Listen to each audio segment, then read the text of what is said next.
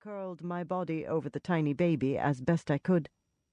With hindsight, I can't actually say how long I sat like that, without any contact with anyone, without saying anything, with the shouts of the other passengers like disconnected fragments in the dense howling of the storm.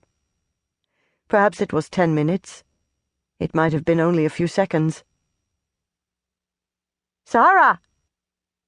A woman was glaring furiously at me and the child, which was entirely pink, from its cardigan to its tiny little socks. The small clenched fists that I was trying to cover with my own hands, along with the furious yelling face, had a pale pink tinge. The mother's face, on the other hand, was blood red. A deep cut in her forehead was bleeding freely. That didn't stop her from grabbing the baby. My sweater fell to the floor. The woman wound a blanket around her daughter with such speed and skill that this couldn't possibly be her firstborn child. She tucked the little head inside the folds, pressed the bundle to her breast, and yelled accusingly at me. "I fell.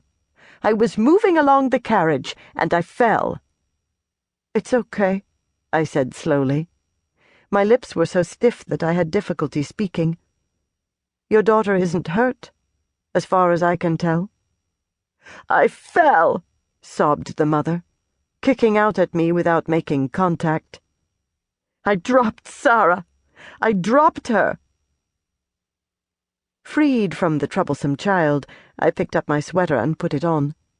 Despite the fact that I was on the way to Bergen, where I was expecting pouring rain and a temperature of +2, I had brought my padded jacket. Eventually I managed to get it down off the hook on which it was still hanging, miraculously. In the absence of a hat, I knotted my scarf around my head. I didn't have any gloves. "Calm down," I said, tucking my hands into the sleeves of my jacket. "Sarah's crying. That's a good sign, I think. But I'm more concerned about—" I nodded in the direction of her forehead. She paid no attention. The child was still crying and was determined not to be consoled by her mother, who was trying to tuck her inside her own fur coat, which was far too tight.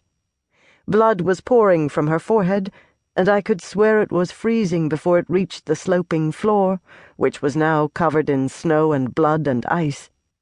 Somebody had trodden on a carton of orange juice.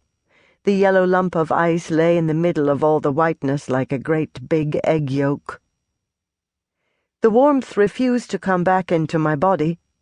On the contrary, it was as if my thicker clothing was making the situation worse.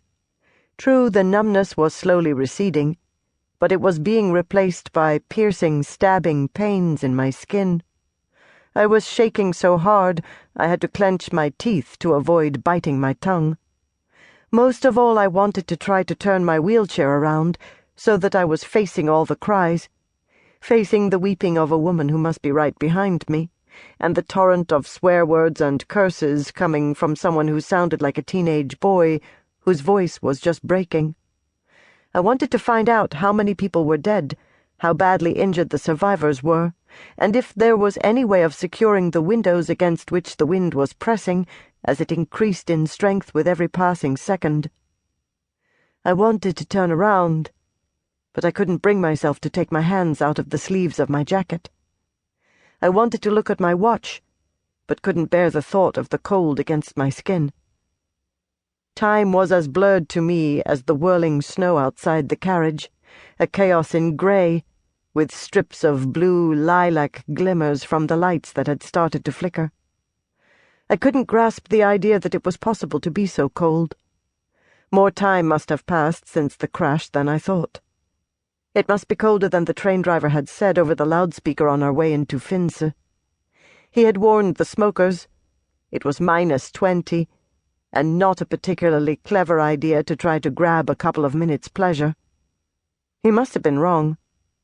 I have experienced temperatures of -20 many times. It has never felt like this. This was a deadly cold, and my arms refused to obey me when I decided to check the time in spite of everything. "Hello there!" A man had forced open the automatic glass